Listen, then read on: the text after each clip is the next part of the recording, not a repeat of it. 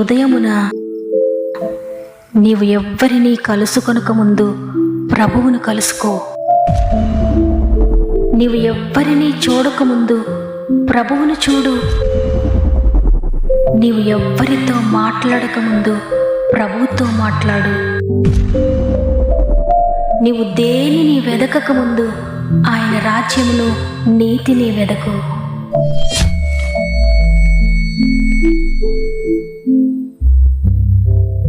Praise the lord. మరి ఒక నూతన ఉదయాన ఈ విధంగా మనందరూ ఒక కుటుంబంగా కలిసి దేవుని స్తుతించడానికి ఆయన అనుగ్రహించిన గొప్ప తరుణాన్ని బట్టి దేవుని స్తుతిస్తూ ఈ వాగ్దాన కార్యక్రమానికి మరి ఒకసారి మిమ్మల్ని అందరినీ ప్రేమతో ఆహ్వానిస్తూ ఉన్నాను. ఎలా ఉన్నారు ప్రియ సహోదరి, ప్రియ సహోదరుడా? రకరకాల భయములు, రకరకాల చింతలు కలిగిస్తున్న ఈ దినాల్లో ఏదైనా బాధతో, ఏదైనా అనారోగ్యంతో, ఒంటరితనంలో ఉన్నారా? ఏ విషయాలను గురించి కన్నీరు కారుస్తున్నారో, ఎక్కడ పడిపోయిన స్థితిలో ఉన్నారో అక్కడే ప్రభు మిమ్మల్ని లేవనెత్తాలని ఆశతో మీ కొరకు ప్రార్థిస్తూ ఉన్నాను. మీలో ఇంకెవరికైనా ప్రేయర్ రిక్వెస్ట్ ఉంటే తప్పకుండా కామెంట్ ద్వారా నాకు తెలియచేయండి. ఏ ప్రార్థన నిరర్థకం కాదు. మన ప్రార్థనలన్నీ ప్రభు దగ్గర ఉన్నాయి. మన ప్రార్థనలన్నిటికీ జవాబు త్వరలోనే దయచేయబోతున్నాడు దేవుడు. ఈ మాటలు వింటున్న మీరు కూడా మీకు అనుకూలమైతే తప్పగా కామెంట్స్ అన్నీ చదవండి. మీ అనుదిన ప్రార్థనలో అందరి కొరకు ప్రార్థించండి. నిస్సహాయ స్థితిలో ఉన్న వారికి మనం ఏ సహాయం చేయలేకపోయినా ప్రార్థన సహాయం చేద్దాం. ఈ వాక్యం చివరిలో మనందరం కలిసి ఏక మనస్సుతో సమస్యలో ఉన్న ప్రతి ఒక్కొక్కరి కొరకు ప్రార్థన చేద్దాం. గొప్ప విజయాలు చూద్దాం.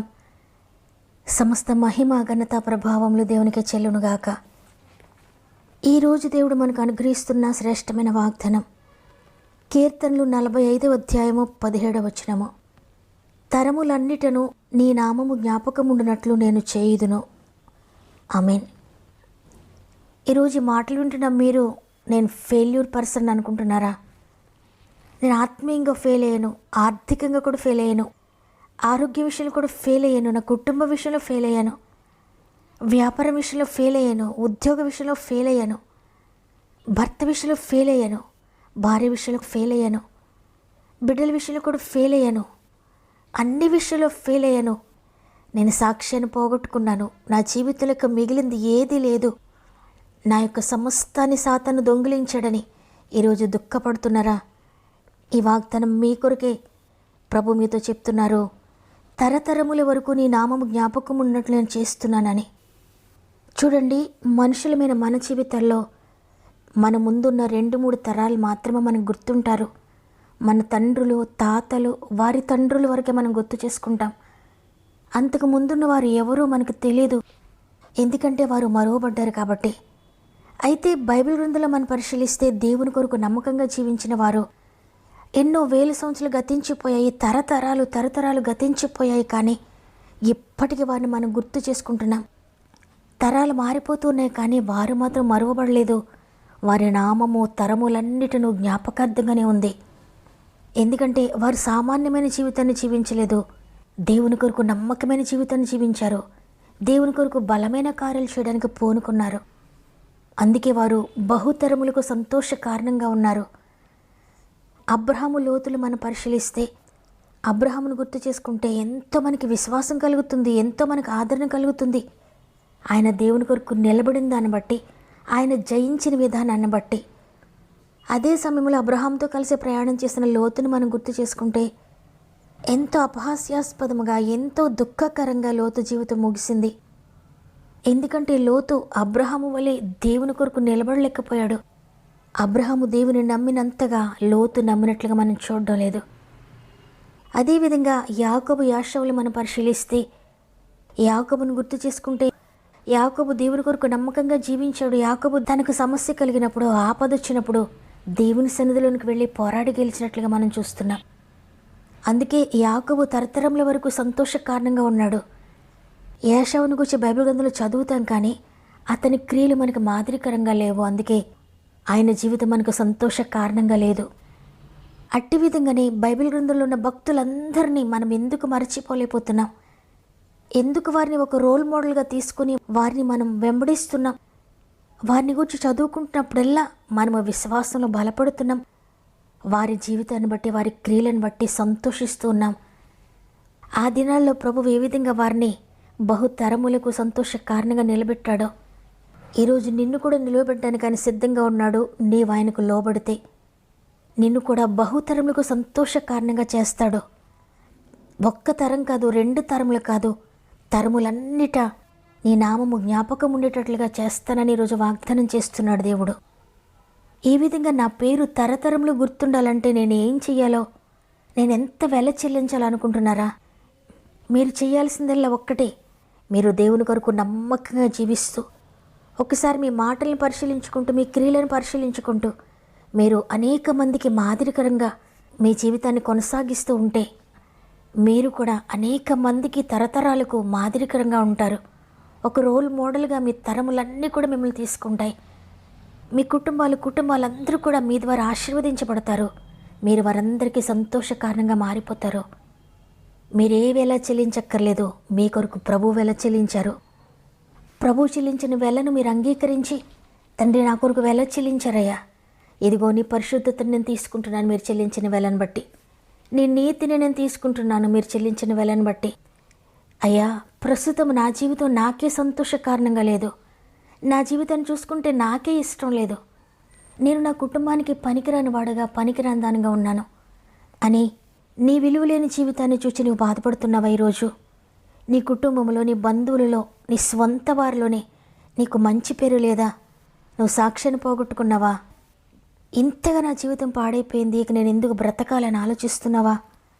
నేను ఫెయిల్యూర్ పర్సన్ అని అనుకుంటున్నావా? అయితే ఈరోజు ప్రభు నిన్ను ఆశీర్వాదానికి కారణంగా చేస్తానని నీకు మాట ఇస్తున్నాడు. ఎప్పుడు చేస్తాడు అంటే, నిన్ను ఆయన నమ్మితే చాలు, ఆయన నిన్ను అనేక తరములకు సంతోష కారణంగా చేస్తాడు. మీరు అనుకుంటున్నారేమో, నేను ప్రభువుని నమ్ముకున్నాను, నేను ప్రభువుని నమ్మి ఎన్ని సంవత్సరాలు అయిందని. అవును, మీరు ప్రభువుని నమ్ముకుని చాలా సంవత్సరాలు అయి ఉండొచ్చు. అయితే ఆయన నిన్ను నమ్మాడా? ఆయన మీ క్రియలను నమ్ముతున్నాడా? మీ మాటలు ఆయనకి ఇష్టంగా ఉన్నాయా? మీ క్రియలను సంతోషపరుస్తున్నాయా? మీ జీవితము, మీ క్రియలు, మీ పనులు, మీ మాటలన్నీ కూడా ఆయనకి సంతోషాన్ని ఇచ్చేవిగా ఉంటే ఆయన నిన్ను నమ్ముతాడు. ఆయన నిన్ను నమ్మితే చాలు, నిన్ను ఎవ్వరు కూడా మర్చిపోలేరు. అంతటి అద్భుతకరమైన జీవితాన్ని ఈ లోకంలో జీవిస్తావు. అనేక మంది నిన్ను చూసి ఇన్ఫ్లుయెన్స్ అవుతారు. నీ మాటలను చూసి ఆ విధంగా నేను మాట్లాడాలి, నీ నడకలను చూసి ఆ విధంగా నేను నడవాలి అని నిన్ను చూసి ఫాలో అవుతూ అనేక మంది నిన్ను గుర్తుంచుకుంటారు. ఒక్క తరం కాదు, 2 తరం కాదు, నీ కుటుంబం ఒక్కటే కాదు, నీ బంధువులు ఒక్కరే కాదు, తరతరాలు కూడా నీ పేరు గుర్తుండిపోతుంది. అనేక మందికి నువ్వు సంతోష కారణంగా మారిపోతావు. పౌలు భక్తుడు అంటాడు కదా, నేను క్రీస్తుని పోలి నడుచుకొని చిన్న ప్రకారం మీరు నన్ను పోలి నడుచుకున్నాడని. చూడండి ఎంత ధైర్యంగా చెప్పాడైనా. మీరు క్రీస్తుని చూడకపోయినా నన్ను చూడండి, క్రీస్తు నాలో మీకు కనబడతాడు, నన్ను పోలు నడుచుకోండి అని ధైర్యంగా చెప్తున్నాడు. మనము కూడా మన కుటుంబానికి, మన బంధువులకు కావచ్చు, మన బిడ్డలకు కావచ్చు, మన సమాజానికి, మనం వెనుక ఉన్న వారికి మీరు నన్ను పోలి నడుచుకోండి అని చెప్పేటువంటి ధైర్యము, అంత కెపాసిటీని మనం సంపాదించుకొని, నేను క్రీస్తుని పోలి నడుచుకుంటున్నాను, మీరు నన్ను పోలి నడుచుకోండి అని చెప్పగలిగిన స్థితి మనకున్నప్పుడు మనల్ని చూచిన వారు కూడా అవును క్రీస్తులో నడుస్తున్నారు, మనం ఆమెను పోలి నడుచుకుందామని మనల్ని చూచిన వారు మనల్ని అనుకరిస్తూ ఉంటే మనము ధన్యులమైనట్లే. తరతరాలు కూడా మనల్ని గుర్తు చేసుకుంటూనే ఉంటారు. కాబట్టి ఈరోజు ఈ మాటలు వింటున్న ప్రియ సహోదరి, ప్రియ సహోదరుడా, ఇంతవరకు నీ జీవితం ఏ విధంగా ఉన్నా, నీవెంతగా పాడైపోయింది నా జీవితం అనుకుంటూ ఉన్నా, నీ జీవితాన్ని బాగు చేయడానికి ఆయనకు ఒక్క సెకండే చాలు. నీవు ఆయనకు లోబడితే నేను బాగు చేస్తాడు, నీవు ఆయనను వెంబడిస్తే నేను బాగు చేస్తాడు. తండ్రి, నా జీవితం ఇదిగో, మీరు ఏం చేస్తారో, ఎట్లా మారుస్తారో నీ చిత్త ప్రకారంగా నన్ను నడిపించండి అని మీరు ఆయన మార్గంలో నడవడానికి ఇష్టపడి ఆయన అడుగులు వెనుక అడుగులు వేసుకుంటూ ఆయనను ఫాలో అవుతూ ఆయన వెనుక మీరు వెళ్ళిపోతే చాలు. మిమ్మల్ని ఫాలో అవుతూ అనేక మంది మీ వెనుక వస్తారు, అనేక తరములు మిమ్మల్ని ఫాలో అవుతూనే ఉంటారు. ఎందుకంటే క్రీస్తు మార్గంలో క్రీస్తును ఫాలో అవుతూ నడుస్తున్నారు కాబట్టి ఈరోజు ఈ మాటలు వింటున్న మనందరం కూడా తండ్రి నిన్ను అనుకరించడానికి మాకు సహాయం చేయండి అయ్యా. ఈ లోకంలోని ఎవరెవరినో అనుకరించడం కాదు, ఎవరెవరినో నా రోల్ మోడల్స్గా చేసుకోవడం కాదు, మీరే నా రోల్ మోడల్ అయ్యా. మిమ్మల్ని నేను అనుకరిస్తూ నడుస్తానయ్యా. నీ వెనుక నడవడానికి నాకు శక్తిని అనుగ్రహించండి. పరిశుద్ధాత్ముడా చేపట్టుకుని నన్ను నడిపించండి, క్రీస్తు వలె నడవడానికి. అయ్యా, నీ చేయి పట్టుకుంటున్నాను, తండ్రి నన్ను పట్టుకోండి, నన్ను నడిపించండి అని మనందరం కూడా మన జీవితాన్ని దేవుని చేతులకు సమర్పించుకుంటూ ఒక్క నిమిషం ఆయన సన్నిధిలో మోకరిందామా. తండ్రి నీకు వందనాలు అయ్యా, నీ ప్రేమను బట్టి, నీ కృపను బట్టి మమ్మల్ని ఈ విధంగా నిలబెట్టినందుకు వందనాలు తండ్రి. పరిశుద్ధాత్ముడా, ప్రతి ఒక్కరిని కమ్ముకోండి. తరతరములు మీ నామము జ్ఞాపకం ఉన్నట్లుగా చేస్తానని వాగ్దానం చేశారు అయ్యా. ఎంతమంది అయితే నేను మరువబడ్డాను, ఈ లోకంలో ఉండగానే నన్ను అందరూ మర్చిపోతున్నారు, నేను గుర్తు కూడా రావడం లేదని అనుకుంటున్నారో తండ్రి, మనుషులు మర్చిపోయినా నువ్వు మర్చిపోయి ప్రభువు కాదు. వారందరూ విడిచిపెట్టే దేవుడు కాదు. శాశ్వతమైన ప్రేమతో నిన్ను ప్రేమిస్తున్నాను, నిన్ను విడువను, ఎడబాయినని వాగ్దానం చేశారయ్యా. తండ్రి, ఈరోజు ఎంతమంది నేను మరువబడ్డాను అనుకుంటున్నారో అందరినీ కూడా నీ బలమైన చేతులకు అప్పగించుకుంటున్నానయ్యా. మీరు వారిని అనేక తరములకు జ్ఞాపకార్థంగా నిలబెడుతున్నందుకు వందనాలు. ఇంతవరకు మరువబడిపోయినట్లుగా ఉన్న వారి జీవితాన్ని, వారి చరిత్రను మీరు మార్చివేస్తున్నందుకు, వారి భవిష్యత్తు అంతటిని కూడా అద్భుతంగా తీర్చిదిద్దుతున్నందుకు వందనాలు. ఎందుకంటే మీకు అసాధ్యమైంది ఏది లేదయ్యా. లేని వాటిని ఉన్నవాటిగా పిలిచి గొప్ప దేవుడవు. ఇంతవరకు వారు ఒకవేళ ఎవరికి ఆదర్శంగా లేరేమో, వారి బిడ్డలకు ఆదర్శంగా లేరేమో, వారి కుటుంబానికి ఆదర్శంగా లేరేమో, అయితే ఇక్కడ నుండి వారందరికీ కూడా రోల్ మోడల్గా మార్చివేస్తున్నందుకు వందనాలు. మరి ముఖ్యంగా తండ్రి, ఎంతమంది అయితే ప్రార్థన అవసరం తెలియజేస్తున్నారో ప్రతి ఒక్కొక్క బిడ్డను కూడా బలిష్టమైన చేతులు పెడుతున్నాను. వారి సమస్యను అణచివేయగల శక్తి నీకుందయ్యా. అసాధ్యమైనది లేని ప్రభువు, వారికి అసాధ్యమైన విషయాలన్నిటిని కూడా మీరు సాధ్యపరుస్తున్నందుకు వందనాలు. ఇక నా కుటుంబంలో రక్షణ కార్యాలు జరగవని ఎంతమంది నిరాశలో ఉన్నారో అద్భుతకరమైన రక్షణ కార్యం జరిగిస్తున్నందుకు, పాపం నుండి, శాపం నుండి, వ్యసనాల నుండి విడిపిస్తున్నందుకు వందనాలు. ఆర్థిక బంధువులు నలిగిపోతున్న వారిని, అప్పులు నలిగిపోతున్న వారిని అప్పిచ్చేవారిగా మార్చివేస్తున్నందుకు వందనాలు. అనారోగ్య బంధకాలు నలిగిపోతున్న వారిని నిశ్చయంగా వారి రోగమును భరించి వారికి విడుదలిస్తున్నందుకు వందనాలు. ఉద్యోగ సమస్యలు నలిగిపోతున్న వారికి విడుదల కలుగునుగాక. కోర్టు సమస్యలతో నలిగిపోతున్న వారికి విడుదల కలుగునుగాక. వ్యాపారాలను దీవించండి, వ్యవసాయాలను దీవించండి, చేతి వృత్తులను దీవించండి అయ్యా. డ్రైవింగ్ చేసిన బిడ్డలందరికీ తోడేయండి తండ్రి. పాడి పంటలు ఆశీర్వదించండి అయ్యా. ఏ పని చేస్తున్నా ప్రతి పనిని మీరు ఆశీర్వదిస్తున్నందుకు వందనాలు. ఉద్యోగాల కొరకు ప్రార్థిస్తున్న బిడ్డలకు అద్భుతం చేస్తున్నందుకు వందనాలు. గర్భఫలం కొరకు ప్రార్థిస్తున్న బిడ్డల జీవితంలో అద్భుతం చేస్తున్నందుకు వందనాలు. వివాహాల కొరకు ప్రార్థిస్తున్న బిడ్డల జీవితంలో అద్భుతాలు చేస్తున్నందుకు వందనాలు. ధనాన్ని పోగొట్టుకున్న వారికి తిరిగి రెస్టోర్ చేస్తున్నందుకు వందనాలయ్యా. ఈ దినం ప్రారంభిస్తూ ఉండగా ఈరోజంతా ఆత్మీయ కుటుంబం అంతటికీ తోడేండు నడిపిస్తారని యేసయ్య పరిశుద్ధమైన నామములో అడిగి వేడుకుంటున్నాను తండ్రి, ఆమేన్. ఇంతవరకు మీరు జ్ఞాపకంలో లేకపోయినా, ఇంతవరకు మరువబడిన పరిస్థితిలో ఉన్నా భయపడదు ప్రియ సహోదరి, ప్రియ సహోదరుడా. మీ జీవితం అనేక తరములకు గుర్తుండిపోయే విధంగా దేవుడు మిమ్మల్ని మార్చివేయబోతున్నాడు. ఈ వాగ్దానాన్ని విశ్వసించండి, నేను నమ్ముతున్నానని హృదయపూర్వకంగా ఆమెను బిగ్గరగా చెప్పండి. అద్భుతాన్ని చూడబోతున్నారు. నమ్మిన వారందరూ కూడా వాగ్దానాన్ని లైక్ చేయండి. ఇంకా అనేక మందికి ఆశీర్వాదకరంగా ఉండేలాగా మీకు అనుకూలమైతే షేర్ చేయండి.